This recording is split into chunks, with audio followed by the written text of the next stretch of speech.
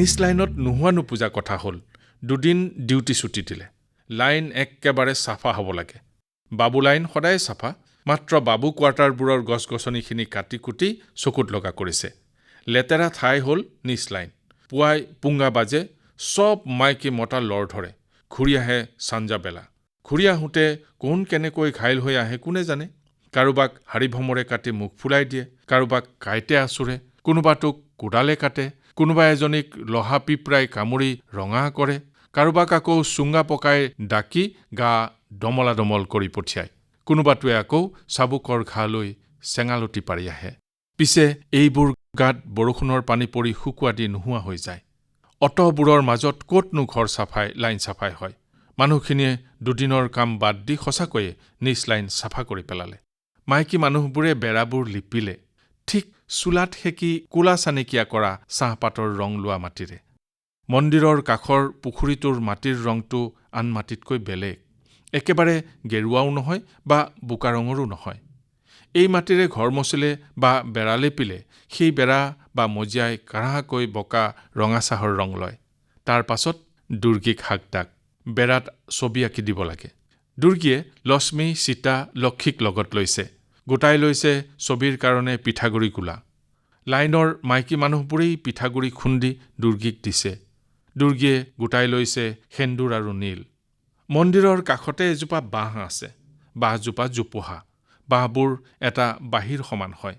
পুৰঠ বাঁহটো বাঁহী একোটাৰ মান। কুমলীয়াকিটা লাওচাঙৰ সাপডালৰ দৰে লিকলিকীয়া।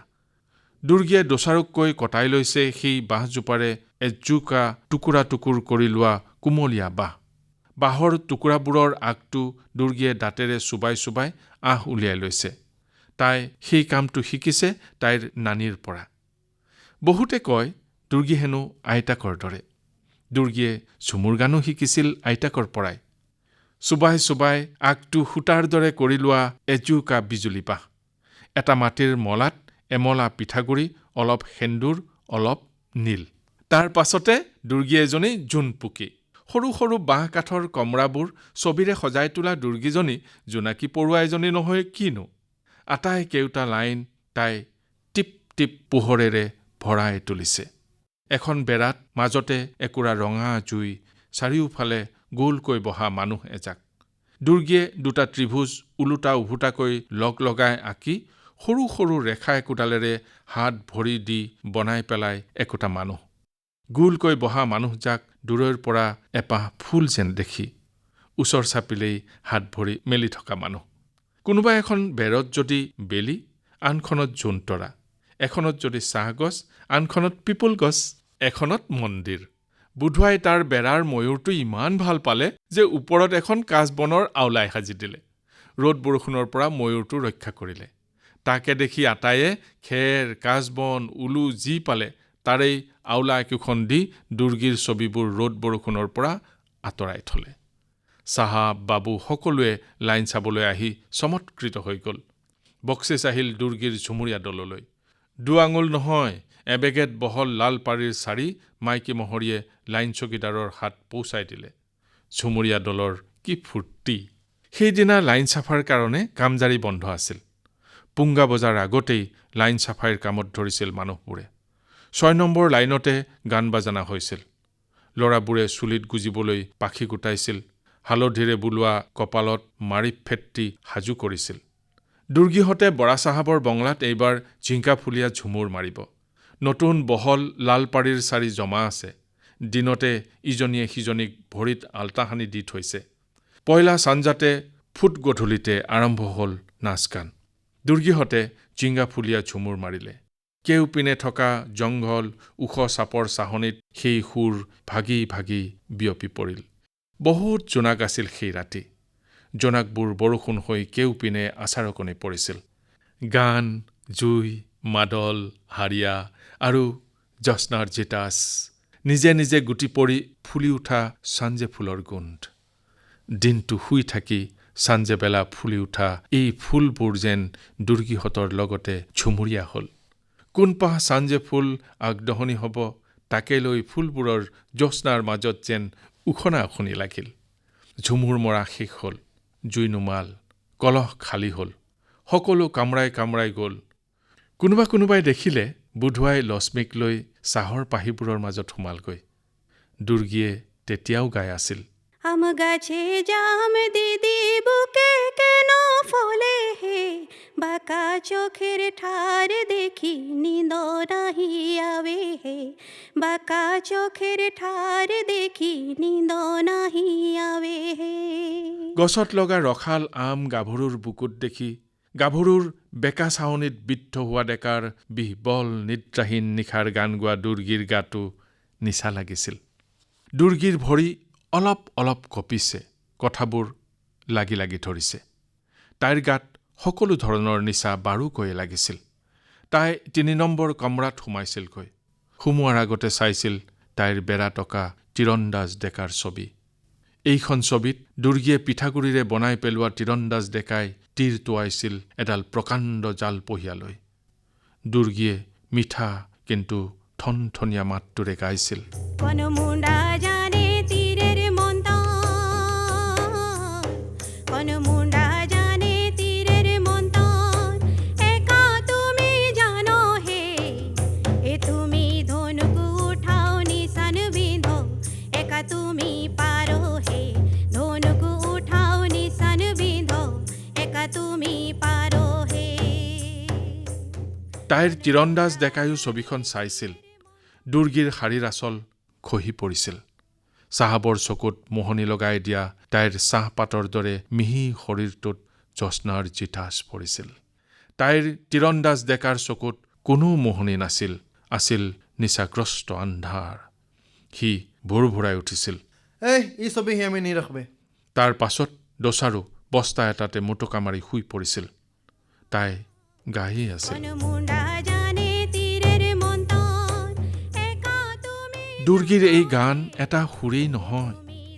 এই গান মতা মৰাৰ পেখম, মতা টুকুৰাৰ এটা ধুনীয়া বাঁহ, মতা দল হৰিণৰ শিঙত লতা ফুলেৰে সজা এটা মুকুট, মতা ধনেশ চৰাইয়ে গাত সানি লোৱা হালধীয়া বোল, পাখি জোকাৰি জোকাৰি চৰাইটোৰ নাচ।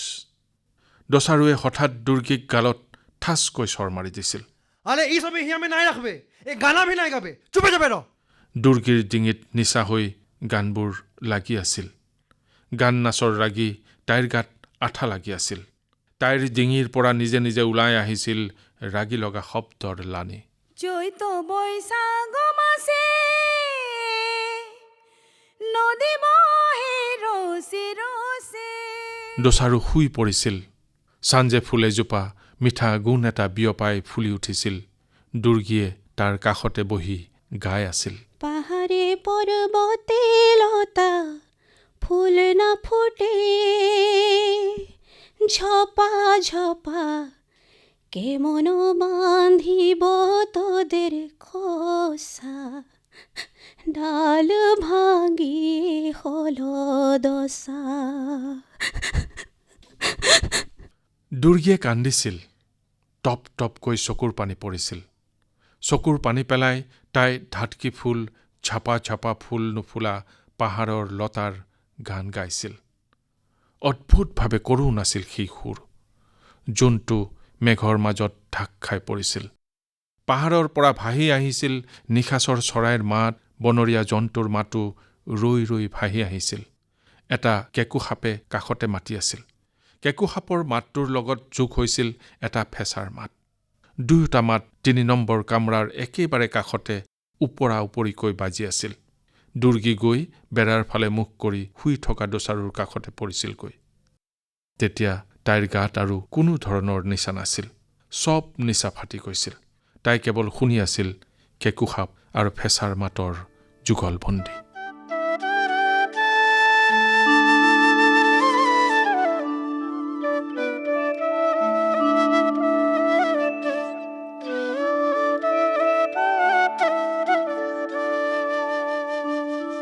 দুৰ্গীৰ বাগিচাত যেতিয়া পুৱা 6:30 বাজিছিল, চাহাবৰ দেশত নিশা 1 বাজিছিল। দুৰ্গীৰ বাগিচাৰ বেলি চাহাবৰ বেলিতকৈ 5.5 ঘণ্টা আগুৱাই আছিল। J.R. ফ্ৰেজাৰ নামৰ চাহাবজনে ডাকত কোম্পানীৰ পৰা কাগজখন পাইছিল। ফ্ৰেজাৰে ইণ্ডিয়াৰ উত্তৰ পূবৰ অসমৰ আঠাৰীঘাট নামৰ বাগানখনৰ মেনেজাৰ হিচাপে নিযুক্তি পাইছে। ফ্ৰেজাৰ নিঃসন্দেহে আনন্দিত হৈছিল। ফ্ৰেজাৰৰ আদিঘৰ স্কটলেণ্ডত। তেওঁৰ মাক দেউতাক ককাই ভাই স্কটলেণ্ডতে থাকে। দেউতাকে এটা বেংকত চাকৰি কৰিছিল, এতিয়া অৱসৰ লৈছে। ফ্ৰেজাৰে শিক্ষা লৈছে ইংলেণ্ডত। এখন খবৰ কাগজত কাম কৰি পঢ়া শুনা কৰিছিল তেওঁ কোম্পানীৰ ইণ্টাৰভিউ দি অসমৰ চাকৰিটো পাইছে। এই চাকৰিটোৰ সা সুবিধাখিনিয়ে তেওঁক আকৃষ্ট কৰিছিল। বেছ ভাল দৰমহা, থাকিবলৈ বঙলা, চাকৰ নাকৰ ঘোঁৰা। তদুপৰি মেনেজাৰ বা বৰা চাহাবৰ পদবীৰ সুবাদত ৩ বা ৪ বছৰৰ মূৰত কোম্পানীৰ খৰচত ঘৰলৈ আহিব পাৰিব। এজন সহকাৰী পৰিচালক অৰ্থাৎ এছিষ্টেণ্ট মেনেজাৰে এই ঘৰলৈ অহাৰ ৬ মাহৰ ছুটী পায় ৬ বা ৭ বছৰৰ মূৰত। তদুপৰি কোম্পানীৰ পৰা পোৱা হ'ব চিকিৎসাৰ খৰচ। এজন বাগিচাৰ পৰিচালক, বাগানৰ ৰজা। ফ্ৰেজাৰে এই মেনেজাৰৰ চাকৰিটো সহজে পোৱা নাই। কোম্পানীয়ে তেওঁক পৰীক্ষা নিৰীক্ষা কৰিহে পদবীত মকৰল কৰিছে। ৬ ফুট ৩ ইঞ্চি ওখ, সুগঠিত শৰীৰৰ ফ্ৰেজাৰৰ স্বাস্থ্যও তেওঁৰ এক অৰ্হতা। ছাত্ৰাৱস্থাত ফ্ৰেজাৰ সুদক্ষ পল' খেলুৱৈ আছিল। ফ্ৰেজাৰ এক সহজ সৰল জীৱনত সুখী হৈ থাকিব পৰা মানুহ নহয়। তেওঁক টকা পইচা, ক্ষমতা, বিলাস সকলো লাগে। হাত সতৰুৱেই স্বীকাৰ কৰিব, ফ্ৰেজাৰ অতি দক্ষ মানুহ। সকলো কাম তেওঁ আঁটঘাট বান্ধিহে সম্পন্ন কৰে। কোনো খুঁত নাথাকে তেওঁৰ কামত। ফ্ৰেজাৰে কাৰো হুকুম মানি কাম কৰিব নোৱাৰে, কাৰো কথা মতে কাম নকৰে। নিজে যিটো শুদ্ধ বুলি ভাবে তাকেই কৰে। সাধাৰণতে তেওঁৰ কাম শুদ্ধই হয়, সেইবাবে সকলোৱে তেওঁৰ নেতৃত্ব মানি লয়। এই স্বভাৱৰ বাবেই তেওঁৰ লণ্ডনত কাম কৰি থকা প্ৰতিষ্ঠানটোৰ মুখ্য পৰিচালকৰ লগত মতান্তৰ হ'ল। এনেও দৰমহা লৈ ফ্ৰেজাৰ অসন্তুষ্ট আছিল। দ্বিতীয় কেলিফৰ্ণিয়া হোৱা পনীয়া সোণৰ দেশ অসমলৈ আহিবলৈ তেওঁ নিজকে সাজু কৰি তুলিলে। ফ্ৰেজাৰ এতিয়াও ডাংবৰলা হৈয়ে আছে। গ্ৰীক দেৱতাহেন চেহেৰাৰ ফ্ৰেজাৰৰ জীৱনলৈ নাৰী নহাকৈ থকা নাছিল। নাৰীৰ সংগ তেওঁ লাভ কৰিছে, কিন্তু কোনো নাৰী তেওঁৰ জীৱনত স্থায়ী নহয়। কোনো শিক্ষিত শ্বেতাংগ নাৰী ফ্ৰেজাৰৰ ময়মতীয়া স্বভাৱৰ লগত টিকিব নোৱাৰে। ফ্ৰেজাৰৰ পৰিয়ালেও জানে এই ল'ৰাই কৰিব বোলাটো কৰিবই কৰিব। সেয়েহে বাধা নিদি দ্বিতীয় কেলিফৰ্ণিয়া অসমলৈ যাবলৈ অনুমতি দিলে। তেওঁলোকেও জানে অসম বোলা ঠাইখনত ডাঙৰ চাহৰ বেপাৰ চলিছে, টকাৰ উজান উঠিছে সেই দেশত। এই জে.আৰ. ফ্ৰেজাৰ এজন কৰ্মাসক্ত মানুহ। কামৰ নিচাত পাগল হৈ উঠে এই মানুহ। কাম নহ'লে মদ নোপোৱা তেবাহী মদাহীৰ দৰে অৱস্থা হয়। নাৰীৰ নিচা তেওঁৰ খন্তেকীয়া, পিয়াহৰ পানী ভোকৰ ৰুটিৰ দৰে। কিন্তু কামৰ নিচা গাত লাগি থাকে, এৰাব নোখোজে। এইজনেই জে.আৰ. ফ্ৰেজাৰ, দুৰ্গীহতে শুনি থকা বিলাতৰ বৰ চাহাব। ফ্ৰেজাৰৰ এতিয়া দ্বিতীয় কেলিফৰ্ণিয়ালৈ যোৱা প্ৰস্তুতিৰ দেধাৰ কাম। যিমানে কাম বাঢ়ে ফ্ৰেজাৰ সিমানে সুখী হৈ পৰে। মুখৰ পৰা সুহুৰিয়ে লগ নেৰে। প্ৰথমতে ফ্ৰেজাৰ গ'ল লণ্ডনৰ আৰ্মি এণ্ড নেভি ষ্ট'ৰলৈ। তাৰ পাছত ইণ্ডিয়া ৰুমত গৈ জোখ মাপ দিলেগৈ। আৰ্মি এণ্ড নেভি ষ্ট'ৰ নামৰ লণ্ডনৰ দোকানখন দিনে দিনে বাঢ়িছে, ৰমৰমীয়া হৈ পৰিছে ব্যৱসায়। অসমৰ চাহ বাগিচালৈ যাবলৈ যি যি বস্তুৰ দৰকাৰ সকলোখিনি আৰ্মি এণ্ড নেভি ষ্ট'ৰে গোটাই দিলে। কেইবা ডজনো চাৰ্ট, উট বা ছাগলী নোমেৰে তৈয়াৰী পশ্মি কাপোৰৰ উন্নতমানৰ দামী কমলাত জেকেট, মেৰিনো কেমলেট অথবা গেম্ব্ৰেন ট্ৰাউজাৰ, সেমেকা দেশখনৰ বাবে উপযোগী পোছাক দোকানখনে সাজু কৰি দিলে। ইংলেণ্ডৰ এতিয়া জয় জয়ময় অৱস্থা। ব্ৰিটিছ সাম্ৰাজ্যত এতিয়া বেলিমাৰ নাযায়।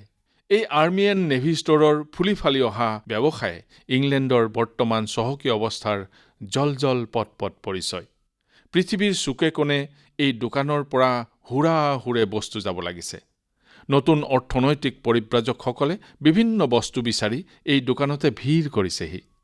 বেলিমাৰ নোযোৱা সাম্ৰাজ্যত গোটেই গোলাৰ্ধত ধৰি ব্যৱসায় ৰমৰমাই চলিছে। অসমৰ চাহ উদ্যোগ সেই ব্যৱসায়ৰে এটা অংশহে মাথোন। ফ্ৰেজাৰ এই ব্যৱসায়ৰে এজন অৰ্থনৈতিক পৰিব্ৰাজক হৈ আৰ্মি এণ্ড নেভি ষ্ট'ৰ্ছৰ ইণ্ডিয়া ৰুমত জোখ মাপ দিছেহি। কি লাগে ক'ব নালাগে, কলৈ যাব সেই কথা ক'লেই হ'ল। ফ্ৰেজাৰৰ বাকচ ভৰি গৈছে তেওঁ নিজে কিনিব নোৱাৰা কোম্পানীৰ ধনেৰে কিনা বিবিধ বিলাসী বস্তুৰে। অসমৰ বতৰ সেমেকা আৰু গৰম। গেম্ব্ৰুন ট্ৰাউজাৰ হ'ল কোমল কপাহী পোছাক। মেৰিন হ'ল ভেড়াৰ নোমৰ অতি আৰামদায়ক পোছাক। ব্ৰিটিছ সাম্ৰাজ্যৰ প্ৰতিনিধি হৈ চাহ বাগান চলাবলৈ যাব, ৰজাৰ দৰে যাব। আৰ্মি এণ্ড নেভি দোকানে গোটাই দিলে চৰাই মৰা বন্দুক, মাছ মৰাৰ হুইল বৰশী, আনকি উইন্সৰ চাবোনো সাজু কৰি দিলে। চাহ বাগানত থাকিব বুলি এই বিলাতী চাবোনেৰে গা নুধুবনে? আৰু দিলে মমৰ ডাঙৰ পেকেট। ফ্ৰেজাৰ চাহাবৰ বয়-বস্তু গোট খালে। লগাতকৈ বেছিহে হ'ল। গোটেইবোৰ বৰ দামী বস্তু। এজন পুৰুষ মানুহৰ বাবে অত যা-যোগাৰ? চাহ বাগানৰ বৰচাহাবসকলৰ মেমৰ যা-যোগাৰৰ কথা কৈ শেষ কৰিব নোৱাৰে। ডাংবৰলা ফ্ৰেজাৰৰ লগত যেনিবা মেম নাই। পাৰোতে সহকাৰী পৰিচালকে ঘৈণী লগত নিয়াৰ অনুমতি নাপায়নে? মেনেজাৰৰ পোষ্টত থকা বৰচাহাবৰ মেমসকলে অসমৰ চাহ বাগানলৈ যাওঁতে যেন পাৰিলে গোটেই বিলাতখনেই তুলি আনিব। এই মেমসকলে যে চাহ বাগানত ৰাণীৰ দৰে থাকিবগৈ লাগিব। জংঘলৰ মাজৰ চাহ বাগান হ'লে কি হ'ব? থাকিবতো লাগিব মহাৰাণীৰ দৰে। মহাৰাণীৰ কি দুই এটা সাধাৰণ বস্তুৰে হ'ব? অসম মানে দ্বিতীয় কেলিফৰ্ণিয়ালৈ যোৱা চাহ বাগিচাৰ বৰচাহাবসকলৰ মেমসকলক আৰ্মি এণ্ড নেভিয়ে স্বৰূপতে বান্ধি দিয়ে এখন সৰু সুৰা ইংলেণ্ড। পিন্ধিবৰ বাবে গাউন লাগিবই। গাউনবোৰ ফুলাই থ'বলৈ কেন লাগিব। এইবিধ ভিতৰত পিন্ধা পোছাক হ'ল ঠৰঙা, ডাঠকৈ মাৰ দিয়া যেন লগা স্কাৰ্টৰ দৰে অন্তৰ্বাস। ভিতৰত ফুলি থকা কেন, তাৰ ওপৰত লেজ দিয়া চিল্কৰ স্কাৰ্ট। তেহে বৰচাহাবৰ মেম। আৰু লাগিল চুলি কেঁকুৰা কৰা বিশেষ কাগজবিধ। বিবিধ মুখত সনা বস্তু। নানাবিধ নিজকে সুৰভিত কৰি ৰখা পাৰফিউমৰ বটল। অকল নিজকে সজোৱা বস্তু হ'লেই হ'বনে? কেক কৰোঁতে লাগি নধৰা তেলেতীয়া কাগজ, ফুলি উঠা কেকৰ বাবে হাৰ্টছ হৰ্ণ। এইবিধ গুড়া আকৌ কৰে এবিধ মতা হৰিণৰ শিঙৰ পৰা। ভেঁকুৰৰ গুড়া নিদিয়াকৈয়ে এই হৰিণৰ শিঙৰ গুড়িৰে ফুলাই পেলাব পাৰি এটা সুস্বাদু কেক। আজৰি সময়ত ইয়েৰিং কৰিব পৰা বিশেষ নোটবিধো লাগিব। গা ধোৱা পানীত দিব পৰা এক কেছ সুগন্ধি কলনৰ বটল। আৰু কত না কি লাগে মেম চাহাবক। নালাগিবনো কিয়? ব্ৰিটিছ সাম্ৰাজ্যক ইমান ডাঙৰ অংকৰ উপাৰ্জন কৰি দিয়া দ্বিতীয় কেলিফৰ্ণিয়া অসমলৈ বৰচাহাবৰ মেম হৈ যাব। কথাই বেলেগ। বেমাৰ, গৰম, সাপ বিচাৰে ভৰা জংঘলীয়া দেশ।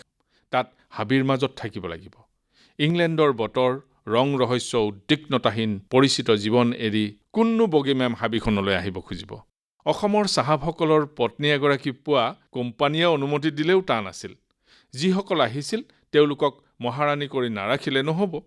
সঁচাকৈয়ে দ্বিতীয় কেলিফৰ্ণিয়ালৈ চাহ ববলৈ অহা মেম চাহাবসকল ৰজাৰাণীয়ে অহা দি আহিছিল, ৰজাৰাণী থকা দি থাকিছিল।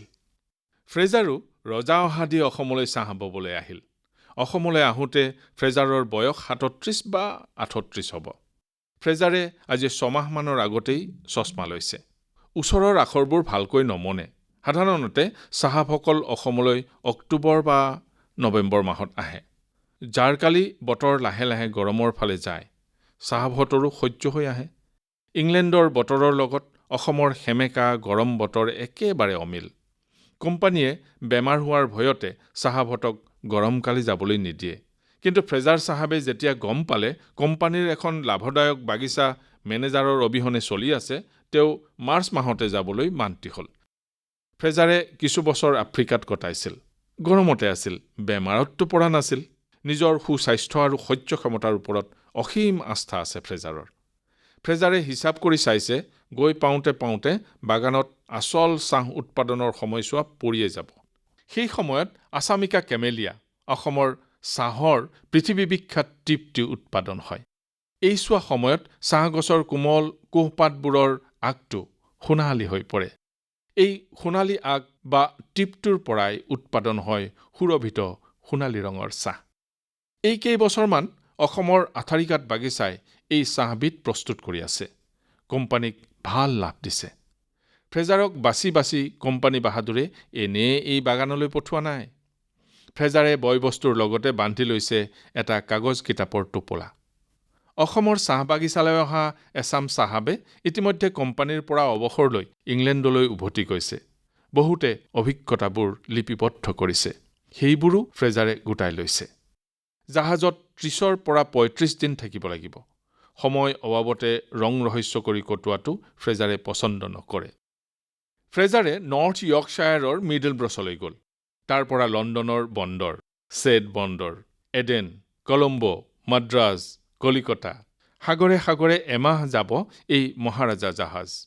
এই জাহাজৰ কথাও পঢ়িছে ফ্ৰেজাৰে। এই জাহাজত পৃথিৱীৰ সকলো আৰাম যেন থুপাই থোৱা আছে। জাহাজত উঠি ফ্ৰেজাৰে চমৎকৃত হ'ল। এইখন জাহাজ নহয়, এটা ৰাজপ্ৰাসাদ। বিলাসৰ কি উপকৰণ নাই এই জাহাজত। বিলাস আৰাম ফ্ৰেজাৰেও নেদেখা নহয়, কিন্তু এই জাহাজৰ আৰাম তেওঁৰ বাবেও কল্পনাতীত। সোণালী ফ্ৰেমৰ চশমা পিন্ধা, এহাল নীলা চকুৰে গহীন গম্ভীৰ কিতাপ কাগজ লৈ থকা, প্ৰতিদিনে বাইবেল পঢ়া ফ্ৰেজাৰ চাহাবে জাহাজৰ সকলোৰে সমীহ আদায় কৰিবলৈ সক্ষম হৈছে। এজন সম্ৰাটৰ দৰে ফ্ৰেজাৰ চাহাবে বিন্দু বিন্দুকৈ জাহাজৰ বিলাসী ভ্ৰমণ উপভোগ কৰিছে। লগতে অসম সম্পৰ্কে যি পঢ়িছে নোট কৰি গৈছে। নীলা চিয়াহীৰ কলমেৰে লিখিছে, বেছি গুৰুত্বপূৰ্ণ কথাবোৰ ৰঙা কলমেৰে দাগ দি দি গৈছে। প্ৰথমতে ফ্ৰেজাৰে গোটাই লৈছে নিজৰ দেশৰ পাৰ্লিয়ামেণ্টত অসমৰ চাহ বাগিচা সম্পৰ্কে হোৱা আলোচনাৰ তথ্যপাতিখিনি। ফ্ৰেজাৰ নিজৰ দেশৰ শাসকৰ প্ৰতি একান্ত অনুগত, যিদৰে নিজৰ ধৰ্মৰ প্ৰতিও তেওঁ অনুগত। নিজৰ বৰ্ণ, দেশ, ধৰ্মৰ শ্ৰেষ্ঠতাৰ ওপৰতো তেওঁৰ অগাধ বিশ্বাস। ফ্ৰেজাৰ বেলিমাৰ নোযোৱা সাম্ৰাজ্যৰ এজন গৌৰৱান্বিত নাগৰিক। প্ৰথমতে হাতত লৈছে ব্ৰিটিছ পাৰ্লিয়ামেণ্টৰ ফ্লিণ্টশ্বায়াৰৰ মেম্বাৰ ছেমুৱেল স্মিথৰ পাৰ্লিয়ামেণ্টৰ বক্তৃতা। বৰ ভয়ানক তথ্য দাঙি ধৰিছে স্মিথ চাহাবে। তেওঁ পাৰ্লিয়ামেণ্টৰ দৃষ্টি আকৰ্ষণ কৰিছিল প্ৰয়াত অসমৰ ছেনিটাৰী কমিছনাৰ ডাক্তৰ এটিছনৰ এটা ৰিপৰ্টলৈ। ডাক্তৰৰ ৰিপৰ্টত কোৱা হৈছিল অসমৰ চাহ বাগিচাত মৃত্যুৰ হাৰ এখন সমাজৰ মহামাৰীতকৈও বেছি। ডাক্তৰ চাহাবে একেবাৰে সঠিক তথ্য দাঙি ধৰিছিল। অসমৰ চাহ বাগিচাত প্ৰতি হাজাৰত 270 জনে মৃত্যুবৰণ কৰে। কিছু কিছু বাগানত মৰা জীয়াৰ পৰিসংখ্যা সমান সমান হয়। এইজন সাংসদে ভয়ানক তথ্য নিৰহ নিপানীকৈ দাঙি ধৰি বিস্ফোৰণৰ সৃষ্টি কৰিছিল। তেওঁ লখিমপুৰৰ মিছাইজান চাহ বাগিচাৰ কথা কৈছিল। সাংসদজনে সেই সময়ত কাৰ্যনিৰ্বাহ কৰি থকা ডেপুটি কমিছনাৰৰ ৰিপৰ্ট সংসদত আগবঢ়াই দিছিল।